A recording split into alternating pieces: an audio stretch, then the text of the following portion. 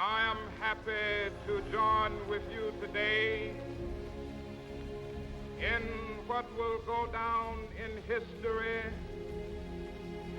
as the greatest demonstration for freedom in the history of our nation.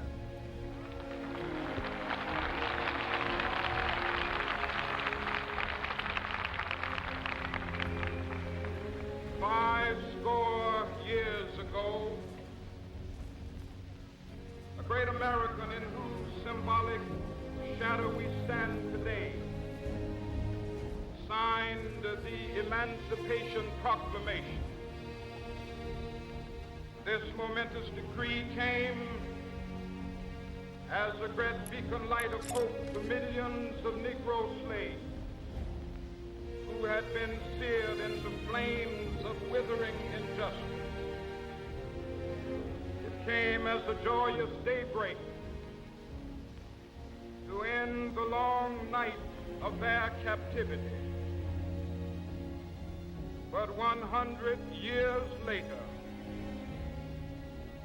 the Negro still is not free. 100 years later, the life of the Negro is still sadly crippled by the manacles of segregation and the chains of discrimination. 100 years later, the Negro lives on a lonely island of poverty in the midst of a vast ocean of material prosperity. 100 years later,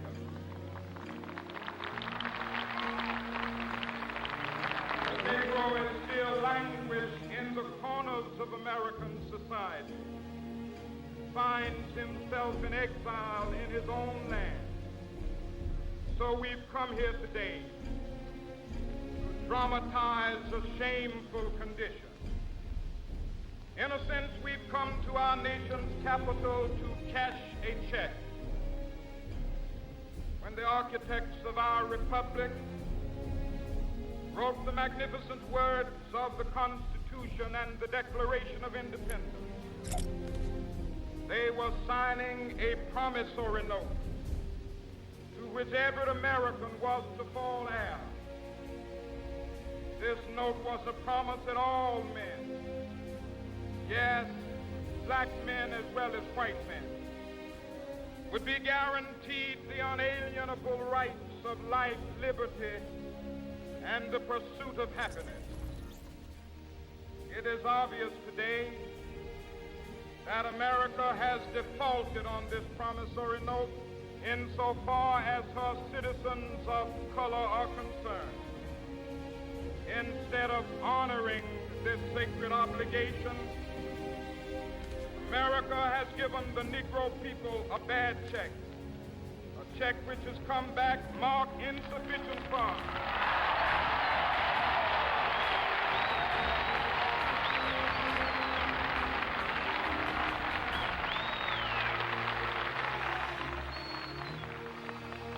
But we refuse to believe that the Bank of Justice is bankrupt.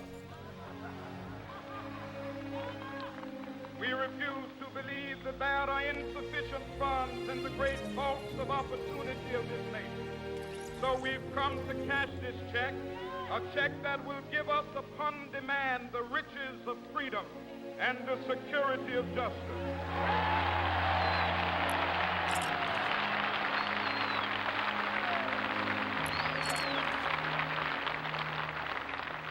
We have also come to this hallowed spot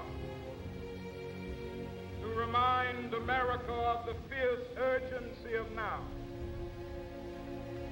This is no time to engage in the luxury of cooling off or to take the tranquilizing drug of gradualism.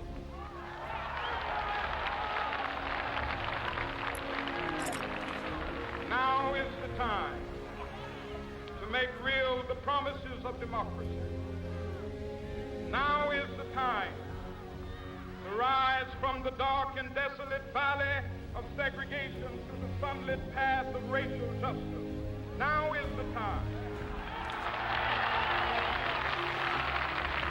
to lift our nation from the quicksands of racial injustice to the solid rock of brotherhood. Now is the time.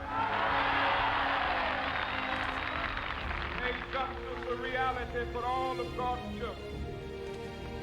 It would be fatal for the nation to overlook the urgency of the moment. This sweltering summit of the Negro's legitimate discontent will not pass until there is an invigorating autumn of freedom and equality. 1963 is not an end, but a beginning. Those who hope that the Negro needed to blow off steam and will now be content will have a rude awakening if the nation returns to business as usual.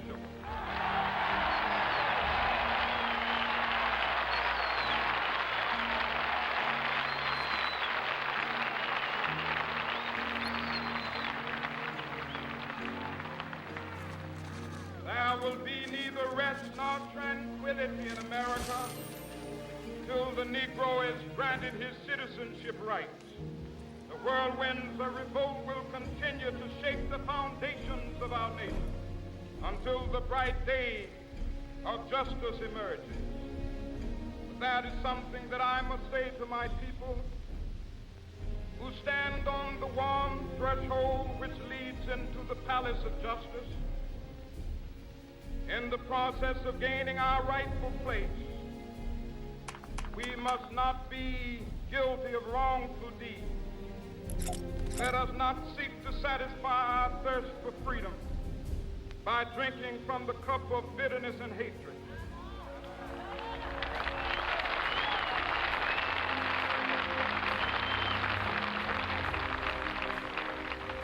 We must forever conduct our struggle on the high plane of dignity and discipline. We must not allow our creative protests to degenerate into physical violence. Again and again, we must rise to the majestic heights of meeting physical force with soul force. The marvelous new militancy which has engulfed the Negro community must not lead us to a distrust of all white people. For many of our white brothers, as evidenced by their presence here today, have come to realize that their destiny is tied up with our destiny.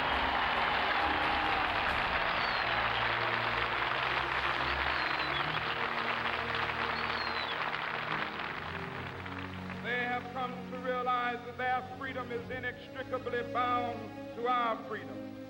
We cannot walk alone. As we walk, we must make the pledge that we shall always march ahead. We cannot turn back. There are those who are asking the devotees of civil rights, when will you be satisfied? We can never be satisfied as long as the Negro is the victim of the unspeakable horrors of police brutality. We can never be satisfied as long as our body is heavy with the fatigue of travel, cannot gain lodging in the motels of the highways and the hotels of the city.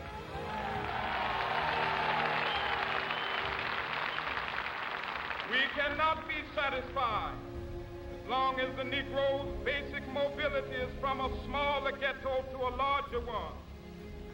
We can never be satisfied as long as our children are stripped of their selfhood and robbed of their dignity by signs stating for whites only.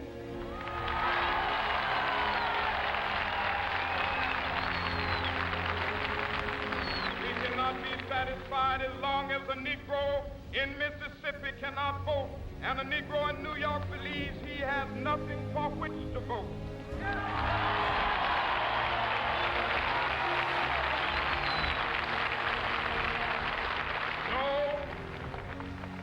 No, we are not satisfied, and we will not be satisfied until justice rolls down like waters and righteousness like a mighty stream.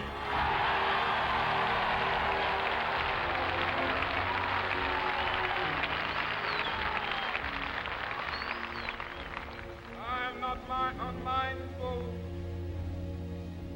Some of you have come here out of great trials and tribulations. Some of you have come fresh from narrow jail cells. Some of you have come from areas where your quest for freedom left you battered by the storms of persecution, staggered by the winds of police brutality. You have been the veterans of creative suffering. Continue to work with the faith that unearned suffering is redemptive. Go back to Mississippi. Go back to Alabama. Go back to South Carolina. Go back to Georgia. Go back to Louisiana. Go back to the slums and ghettos of our northern cities, knowing that somehow this situation can and will be changed. Let us not wallow in the valley of despair. I say to you today, my friend,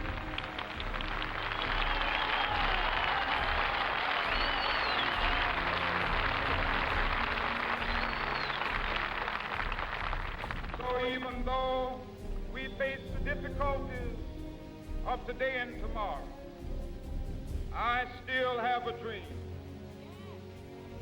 It is a dream deeply rooted in the American dream.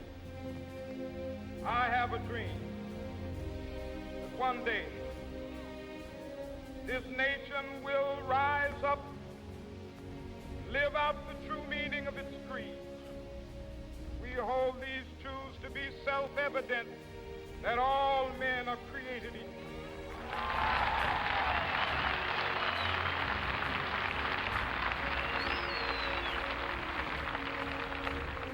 I have a dream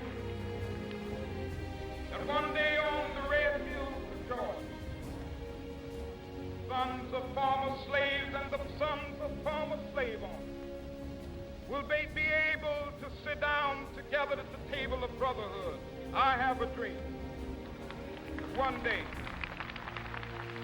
even the state of Mississippi, a state sweltering with the heat of injustice, sweltering with the heat of oppression, be transformed into an oasis of freedom and justice. I have a dream. My poor little children will one day live in a nation where they will not be judged by the color of their skin, but by the content of their character. I have a dream today.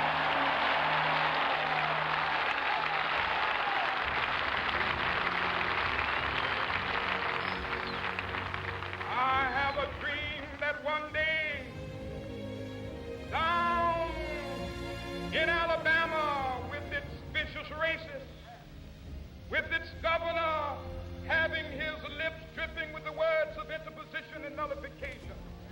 One day, right there in Alabama, little black boys and black girls will be able to join hands with little white boys and white girls as sisters and brothers. I have a dream today.